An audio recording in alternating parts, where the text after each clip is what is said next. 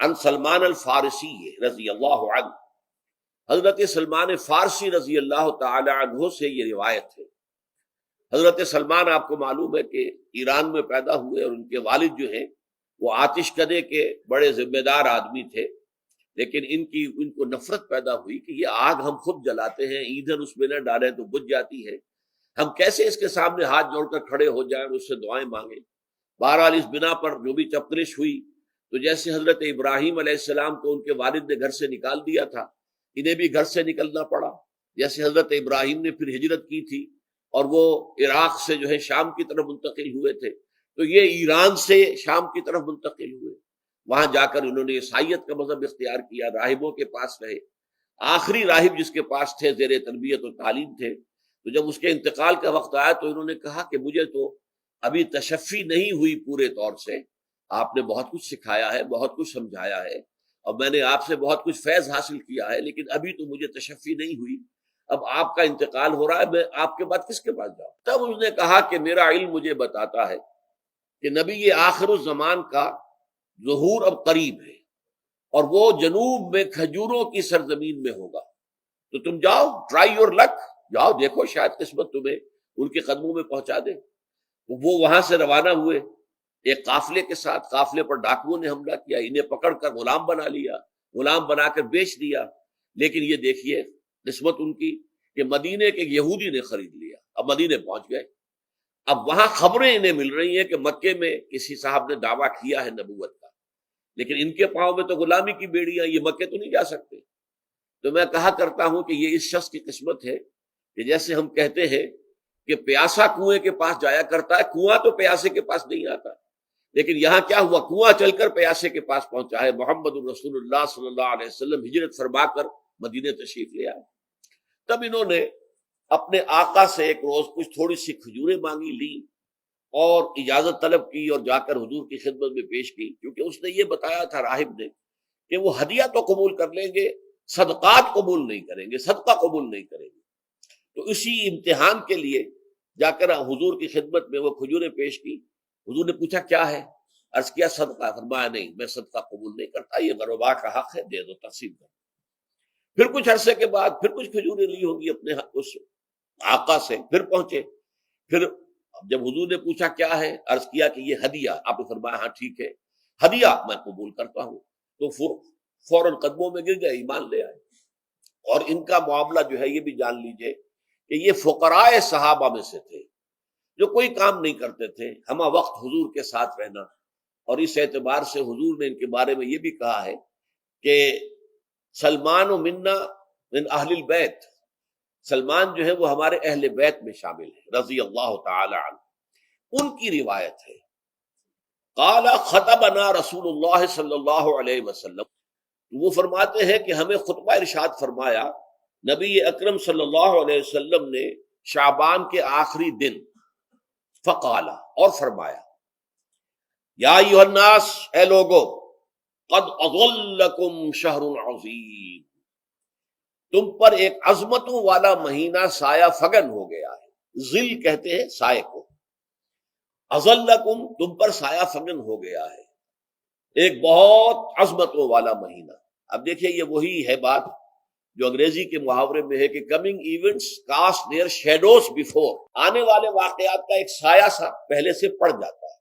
تو ابھی مہینہ شروع نہیں ہوا رمضان مبارک کا، لیکن وہ آیا چاہتا ہے، تو گویا کہ اس کا ایک سایہ پہلے آ گیا ہے، جس کو حضور فرما رہے ہیں کہ تم پر سایہ کر لیا ہے ایک ایسے مہینے میں کہ جو بہت عظمتوں والا ہے۔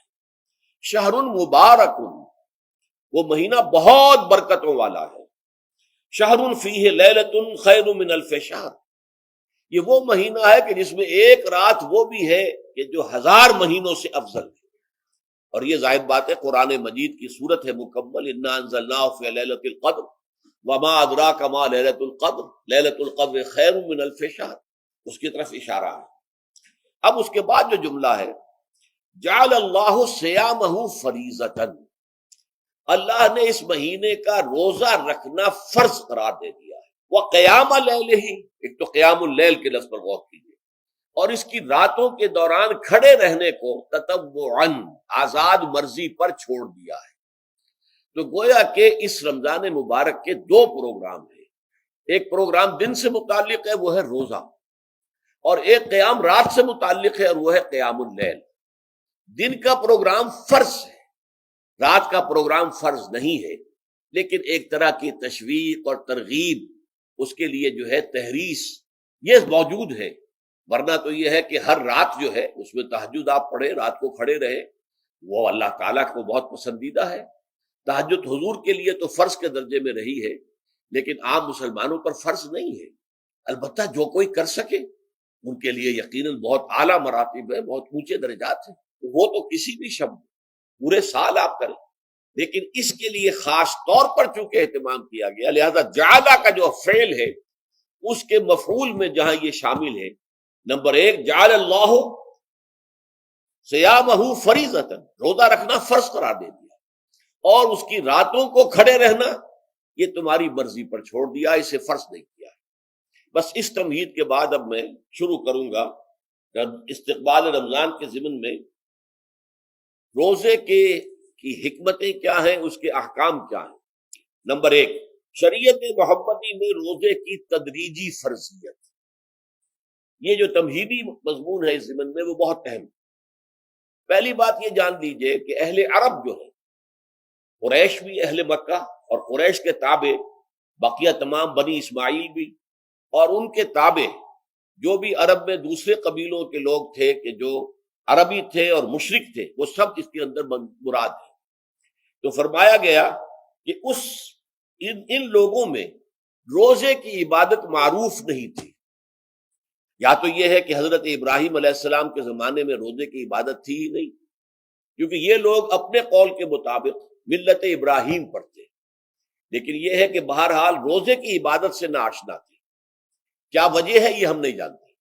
آپ کو معلوم ہے نماز سے وہ واقف تھے، اگرچہ اس کا حلیہ انہوں نے بگاڑ دیا تھا، تالیاں بجاتے تھے، سیٹیاں بجاتے تھے یہ، لیکن نماز کہتے تھے اسے نماز۔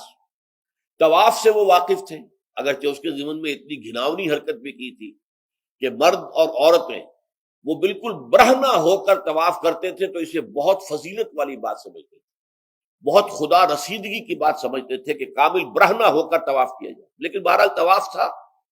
اسی طرح قیام عرفہ، قیام منی یہ بھی موجود تھے۔ تو حج کے بھی بہت سے ارکان جو ہیں وہ ان کے ہاں معروف تھے، اور ویسے خیرات و صدقات، چاہے زکوٰۃ ایک خاص نظام کے تحت نہیں تھی، لیکن زکوٰۃ و صدقات، بھوکوں کو کھانا کھلانا، یہ ان کے ہاں اعلیٰ اقدار میں یہ چیزیں شامل تھیں، اخلاقیات کے اونچے مقامات میں۔ کہ صوم کا ان کے ہاں قطعاً کوئی ذکر نہیں تھا، روزے کی عبادت جو ہے ان کے ہاں بالکل نہیں تھی۔ البتہ صوم کا لفظ موجود، یہ لفظ وہ استعمال کرتے تھے اپنے گھوڑوں کے لیے، روزہ رکھواتے تھے گھوڑوں کو۔ اس کا پس منظر یہ ہے کہ ان کے ہاں آپ کو معلوم ہے کہ لڑائی، دنگا فساد، جنگ، اور یہ کہ غارت گری کرنا، لوٹ مار کرنا، یہ تمام ان عرب قبائل کا پیشہ تھا، اصل پیشہ یہی تھا۔ اس میں ان کے پاس دو جانور تھے، ایک تو اونٹ۔ اونٹ جو ہے وہ ان کی جو باب و ہوا ہے اور ان کے جو حالات ہیں اس کے ساتھ پوری مطابقت رکھتا ہے، یعنی اسے کئی دن کھانے کو نہ ملے اسے پرواہ نہیں، ہفتہ بھر پانی نہ ملے اسے کوئی پرواہ نہیں۔ اس اعتبار سے دھوپ کی کتنی ہی جو ہے تپش ہو، اونٹ کو کچھ نہیں کہتی، لیکن یہ کہ وہ سست رفتار جانور ہے۔